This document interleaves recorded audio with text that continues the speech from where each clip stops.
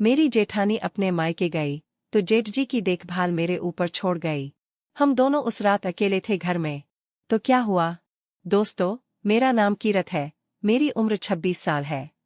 और फिगर की बात क्या करूं, एकदम आकर्षक हो, देखने में बहुत खूबसूरत हो। मेरे अभी बच्चे नहीं थे, पति बाहर काम के सिलसिले में गए हुए थे। वैसे तो मैं देखने में बहुत ही खूबसूरत दिखती थी, लेकिन फिर भी मैं उतनी सजने संवरने पर ध्यान नहीं देती। मियाँ और मेरे पति, मेरे जेठ जी महेश और उनकी पत्नी कोमल के साथ हम लोग सब यहाँ कानपुर में ही रहते हैं। मेरे पति काम के सिलसिले में बहुत बार घर से बाहर ही रहते हैं, लेकिन फोन पर हम घंटों बातें करते हैं।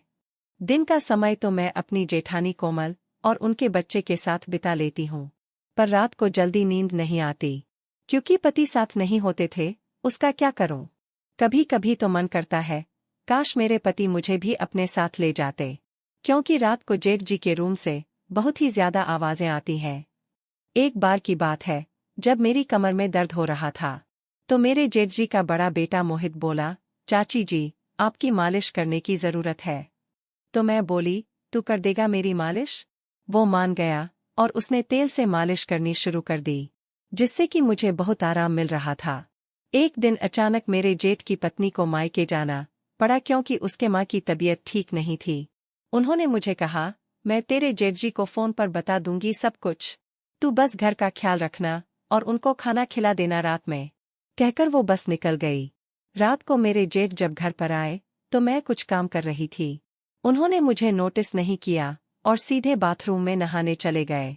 कुछ देर के बाद जेठ जी ने आवाज लगाई, कोमल जरा तौलिया देना। तब मैं समझ गई कि जेठ जी को शायद पता ही नहीं चला कि उनकी पत्नी कोमल मायके गई है। तो मैं खुद फटाफट उनका तौलिया लेकर पहुंच गई, और मैंने जैसे ही दरवाजा खटखटाया, जेठ जी ने अचानक मुझे अपनी बीवी समझकर हाथ अंदर खींचा और मुझे पीछे ऊपर शावर से पानी गिर रहा था। मैं उनका हाथ छुड़ाने की कोशिश करने लगी तो मैं शावर के पानी से पूरी गीली हो गई। मुझे बहुत शर्म भी आ रही थी। उन्होंने जैसे ही मेरी आवाज सुनी, तुरंत मुझे अपनी तरफ घुमाया और मेरा चेहरा देखा। मैं भागकर बाहर आ गई। बाहर आते ही मेरा दिल जोर जोर से धड़कने लगा। मैंने तुरंत अपने कपड़े चेंज किए और मेज पर खाना रखकर अपने कमरे में चली गई। जेठ जी नहाकर बाहर आए और डाइनिंग टेबल के पास कोमल कोमल चिल्लाने लगे। मुझे बहुत शर्म आ रही थी। फिर मैं उनके पास गई और मैंने झुकी हुई नजरों से बोला, दीदी अपने मायके गई हुई है, आप बैठिए, मैं खाना लगा देती हूँ। मेरे जेठ जी बोले, ओह अच्छा, उसने फोन किया था, लेकिन मैं काम में बिजी था, इसलिए कॉल नहीं उठाया। जेठ जी कुर्सी में बैठ गए और मैंने खाना लगा दिया। मेरी नज़र उठ ही नहीं रही थी उनके सामने। तभी जेठ जी ने पूछा, तुमने खाना खाया? मैं बोली, आप खा लीजिए, मैं बाद में खा लूंगी। जेठ जी ने मेरा हाथ पकड़ लिया और बोले, सॉरी, मैंने तुम्हें कोमल समझ लिया था। मैंने कहा, कोई बात नहीं जेठ जी, मैं समझ चुकी हूँ कि वो सब बस गलती से हुआ था। तो वो बोले, अगर तुमने मुझे माफ कर दिया है तो साथ में बैठकर खाना खाओ। मैंने कहा, ठीक है। फिर हम दोनों ने साथ में बैठकर खाना खाया और बहुत सारी इधर उधर की बातें भी की। फिर मैं बर्तनों को समेटने लगी तो जेठ जी बोले, रहने दो, सुबह कर लेना यह सब, अभी जाके सो जाओ। मैं बोली, सुबह भी तो मुझे ही करना है, तो अभी क्यों नहीं? बोलकर मैंने काम करना चालू कर दिया। तो जेठ जी भी मेरे साथ बर्तन करने लगे। मैं बोली, आप रहने दो, मैं कर लूंगी। कैसे रहने दो? तुम इतना काम करती हो, मैं तुम्हारी हेल्प भी नहीं करूं? वो बोले। फिर वे मेरे साथ बर्तन उठाकर किचन तक ले गए। तो मैं बोली, आप यहाँ रख दो। मैं बर्तन धोने लगी तो वो भी साथ में लग गए। मैंने कहा, आप रहने दीजिए ना। वो मेरी बात को सुन ही नहीं रहे थे। बोले, इसी बहाने तुमसे थोड़ी बात भी हो जाएगी। फिर सारा काम खत्म करके हम लोगों ने कुछ देर बातें की और फिर मैं बोली, अब चलें सोने चलते हैं, रात बहुत ज्यादा हो रही है। मेरा मन तो नहीं कर रहा था जाने का, मेरा भी दिल कर रहा था कि आज जेठ जी के साथ ही। तो मैं अनमनी सी अपने कमरे की ओर जाने लगी। उन्होंने मुझे गुड नाइट कहा। सुबह जेठ जी उठे भी नहीं थे और मैं सारा काम खत्म करके नाश्ता बनाने लगी। तब तक जेठ जी बाहर आए और बोले, अरे इतनी जल्दी यह सब करने की क्या जरूरत थी?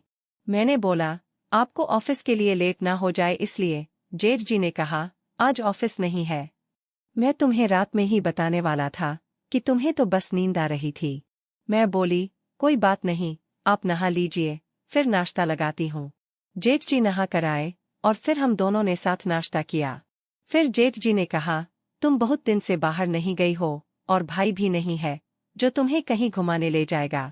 हम कहीं घूमने चलें, अगर तुम्हें मेरे साथ बाहर घूमने में दिक्कत नहीं है तो। मैंने कहा, अच्छा जेठ जी, मुझे तो कोई दिक्कत नहीं है, पर अगर दीदी को पता चला तो? मैंने मुस्कुरा कर कहा। जेठ जी बोले, तुम क्यों टेंशन लेती हो? क्या मेरा इतना भी हक नहीं है तुम पे? इसके बाद जेठ जी मुझे बाहर घुमाने ले गए और पिक्चर भी दिखाई और फिर होटल में खाना भी खिलाया, फिर शॉपिंग भी कराई। शाम हो गई। जेठ जी ने रात के खाने के लिए इधर से ही बहुत कुछ ले लिया। फिर रात को हम दोनों ने साथ में खाना खाया। आज मैं काफी घुल मिल गई जेठ जी से। मैंने लास्ट में बोला, आपने अपने छोटे भाई की कमी आज पूरी कर दी। आप बहुत अच्छे हैं। वो बोले, वो कमी कैसे मैं पूरी कर सकता हूँ? वो तो मेरे बस में नहीं है। मैं शर्मा गई और बोली, आप भी ना। जेठ जी ने थोड़ी देर बाद बोला, चलो रात हो गई बहुत। मैं उठकर अपने कमरे में जा ही रही थी, तब मैं नजरें झुकाकर खड़ी रही और वो बोले, तुम चाहो तो आज सारी कमी भी। मैं और भी ज्यादा पानी पानी हो गई। जेठ जी सब कुछ समझ गए। मैं अब कंफ्यूज थी कि अपने रूम में जाऊं या जा नहीं, जहां जेठ जी सब कुछ समझ गए थे कि मैं क्या चाहती हूँ। उसके बाद हम दोनों ने, जब तक जेठानी जी अपने मायके से नहीं आई, तब तक ये सिलसिला चलता रहा। आपको ये स्टोरी कैसी लगी कमेंट्स में ज़रूर बताएं। चैनल पे नए हैं तो चैनल को सब्सक्राइब ज़रूर करें ताकि आने वाली वीडियोस का नोटिफिकेशन आपको सबसे पहले मिल सके। Thanks for watching.